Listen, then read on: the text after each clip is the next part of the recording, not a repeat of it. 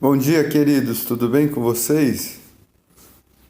Nós chegamos ao capítulo 26 de Atos dos Apóstolos. Hoje é dia 15 de setembro, quinta-feira, então volto a gravar depois do primeiro encontro do Projeto Mochileiro. E vamos nessa, vamos ler o capítulo 26 de Atos dos Apóstolos. A seguir, Agripa, dirigindo-se a Paulo, disse: É permitido que uses a palavra em tua defesa. Então Paulo, estendendo a mão, passou a defender-se nesses termos. Ele disse o seguinte, versículo 2: Tenho-me por feliz, ó rei Agripa, pelo privilégio de hoje, na tua presença, poder produzir a minha defesa de todas as acusações feitas contra mim pelos judeus. Mormente, porque és versado em todos os costumes e questões que há entre os judeus, por isso eu te peço que me ouças com paciência.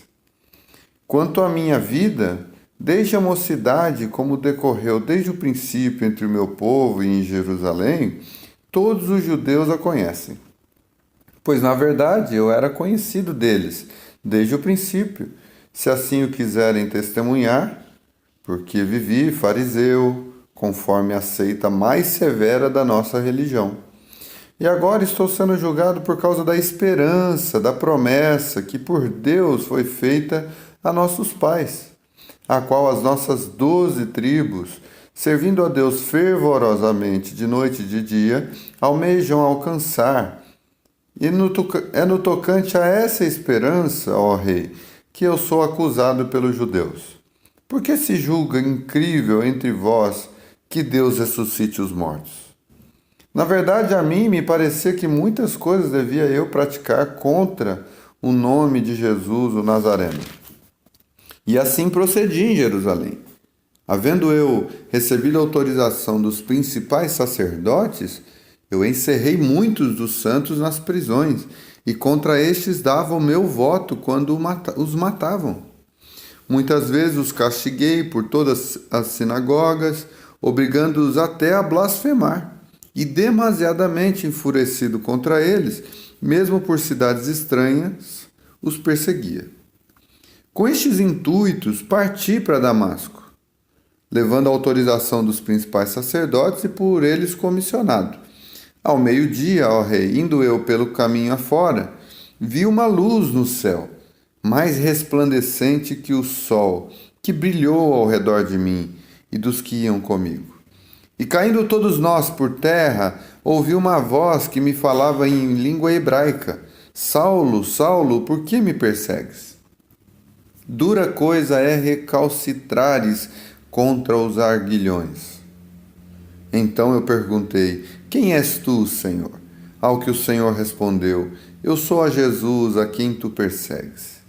Mas levanta-te e firma-te sobre teus pés, porque por isso te apareci, para te constituir ministro e testemunha, tanto das coisas em que me viste, como daquelas pelas quais te aparecerei ainda, livrando-te do povo e dos gentios para os quais eu te envio, para que lhes abrir-lhes os olhos e os converteres das trevas para a luz e da potestade de Satanás para Deus, a fim de que recebam eles remissão de pecados e herança entre os que são santificados pela fé em mim. Pelo que, ó rei Agripas, não fui desobediente à visão celestial, mas anunciei primeiramente aos de Damasco e em Jerusalém, por toda a região da Judéia e aos gentios que se arrependessem e se convertessem a Deus, praticando obras dignas de arrependimento. Por causa disto, alguns judeus me prenderam, estando eu no templo, e tentaram me matar. Mas alcançando o socorro de Deus, permaneço até o dia de hoje, dando testemunho tanto a pequenos como a grandes, nada dizendo, senão o que os profetas e Moisés disseram haver de acontecer. Isto é, que o Cristo devia padecer e, sendo o primeiro da ressurreição dos mortos, anunciaria a luz ao povo e aos gentios.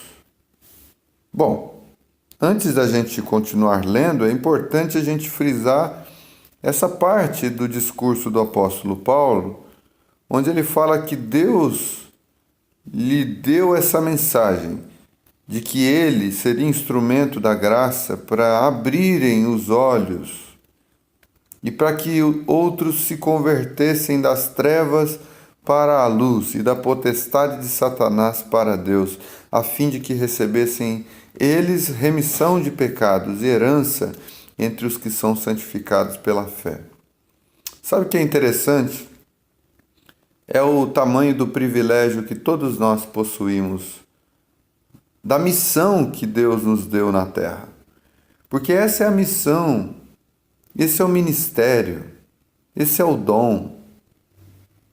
É disso que fomos encarregados, de sermos instrumentos de iluminação por onde quer que a gente passe, através do qual pessoas que antes estavam nas trevas, que antes estavam sob a potestade de Satanás, conforme diz o texto, pessoas que estavam perdidas nos seus pecados, de fato recebam o perdão, a iluminação, uma nova consciência. Nós não somos instrumentos de promoção das trevas. Nós somos instrumentos de anunciação da luz que, vindo ao mundo, ilumina todo homem. Se a nossa vida está produzindo gente cada vez mais revoltadas com o bem, gente cada vez mais avessa à graça e à bondade, se a nossa vida está produzindo gente que ama praticar o mal e que não faz outra coisa na existência senão buscar aquilo que não deveria buscar, nós estamos descumprindo a nossa missão. Nós estamos perdendo tempo na vida. A nossa existência não tem sal, não tem gosto. De fato, não é luz, porque não ilumina. Nós precisamos dar uma olhada a que tipo de influência nós estamos oferecendo por onde passamos.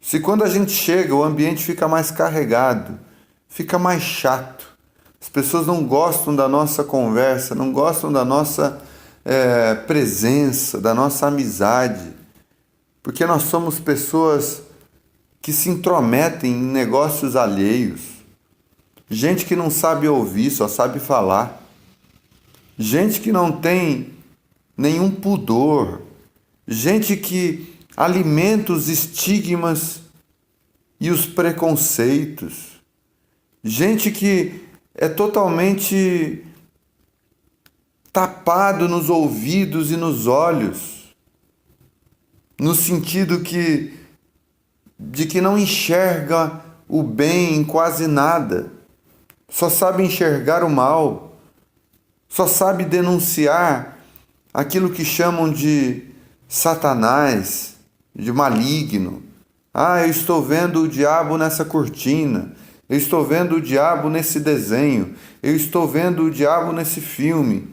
Gente que só sabe identificar o mal, mas não sabe discernir o bem, a luz e a glória de Deus que está sobre toda a terra.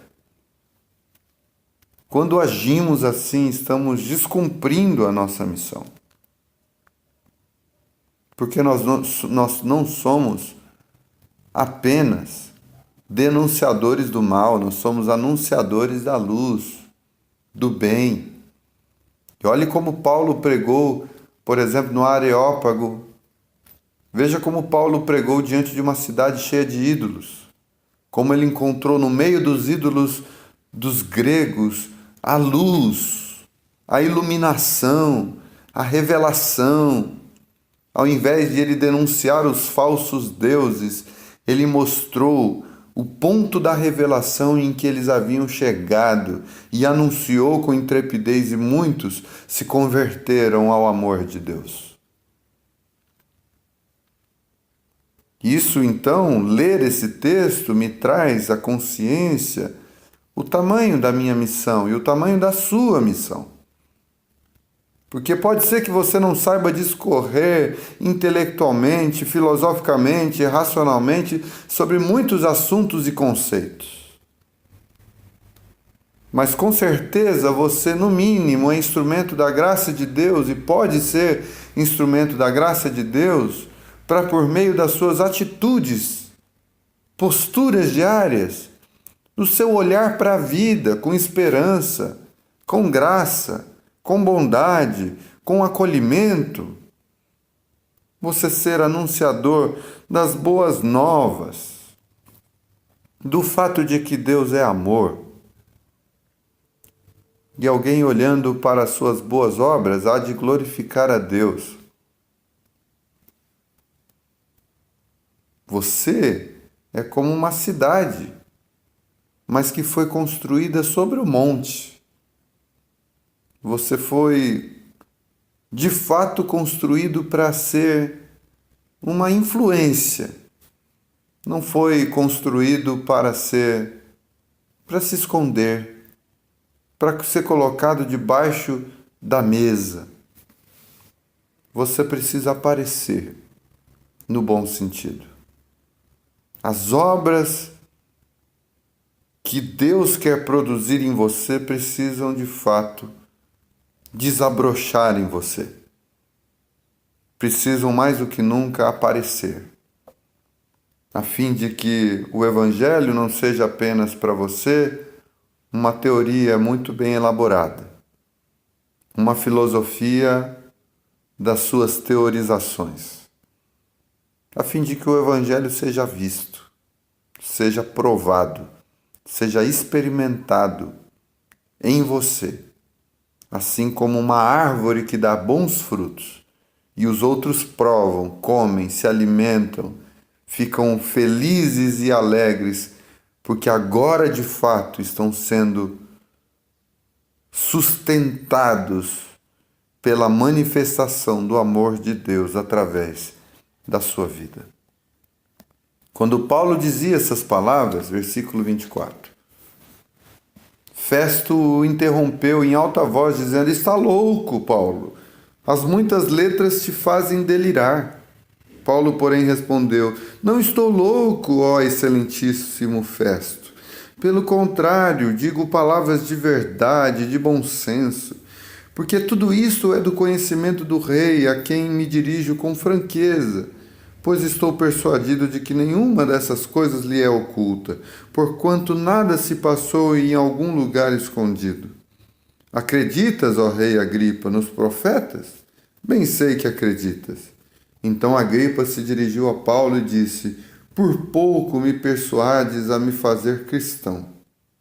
Paulo respondeu: Assim Deus permitisse que por pouco ou por muito, não apenas tu, ó rei, porém todos os que hoje me ouvem se tornassem tais qual eu sou, exceto essas cadeias.